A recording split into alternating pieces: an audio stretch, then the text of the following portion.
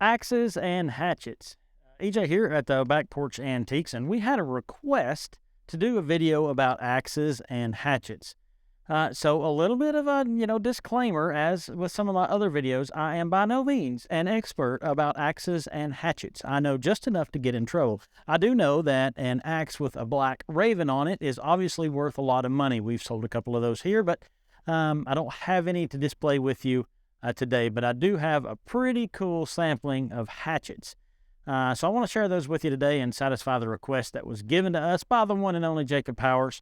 And we're going to show you some of the hatchets that we've got. But before that, I'll show you a couple axes that this same vendor, booth number 10, our tool guy, the one that he's got with us. And I might have highlighted this before, but this is a pretty cool piece.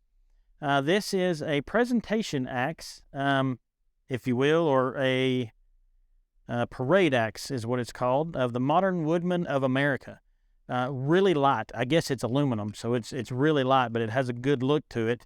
So if you know anybody that's in the Modern Woodman of America organization, we've got a couple of these that would make for great gifts. I've also got this pretty double bit, this plum double bit. It's got a good look to it, good short handle, makes for a good presentation. Most all of our axes and hatchets have been cleaned up and just have a really good look to them.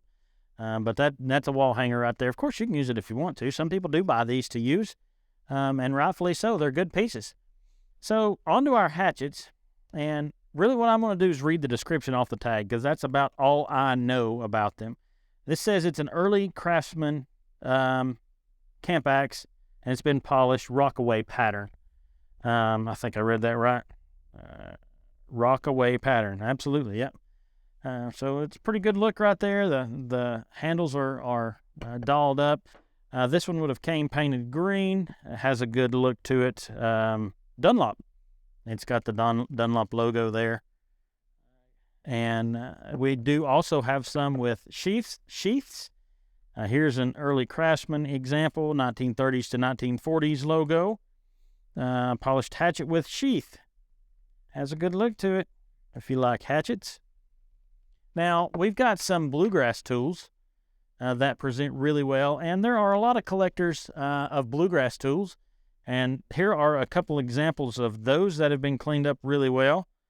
And 1/2 hatchet, it says, original handle, great piece. Something like that's going to be in the $150 range if you're kind of curious about the cost of something. Same thing here, good piece, bluegrass Haynes pattern. With the logo, I suppose. Great condition piece right there. Presents really well. We have some smaller options. Here's a Soligen. Made in West Germany. Refinished. Has a good look to it. If you like that sort of look. Here's one that's been blued. If you like the blued better than polished, this is a Plum Boy Scout axe. See, if you look close, you can see the Boy Scout logo. As well as the Plum logo. Has a great look to it. This same gentleman, although he didn't leave it in my possession, has a Girl Scout axe, which is much more rare than the Boy Scout axe for whatever reason, but it's a pretty good, or hatchet rather than axe. It's a pretty good piece. Here is another Boy Scout axe. Boy Scout hatchet, 1930s. You can see the Plum logos and the Boy Scout logo on there. Original handle, has a great look to it. Another Boy Scout hatchet. This one actually says official Boy Scout axe on it. So it's got a good look to it, got the sheath with it, and it's a Collins brand, which is pretty rare. Most of them were Plum, but Collins is a little bit more rare. Here's a Stanley half, has a good look to it. More of the original condition if you like that sort of thing with the original handle and those sorts of things. Here is another Stanley that's been refinished a little bit, cleaned up. But those are the sorts of things that we have here at the Back Porch. We have those kinds of hatchets. This same vendor has a thing for the real small hatchets. I don't have any of those to display because he takes those home with him, but he's shown me several of those. But I hope this is maybe what you're looking for in kind of learning just a little bit more about hatchets and axes. I don't have any throwing axes or anything like that, throwing hatchets, but a good selection of something pretty to look at. really, really a fan of these bluegrass pieces. So anyway, if you got any questions, drop them in the comments. Be sure to subscribe and like this video, and we'd sure appreciate it. We'll catch you on the next one.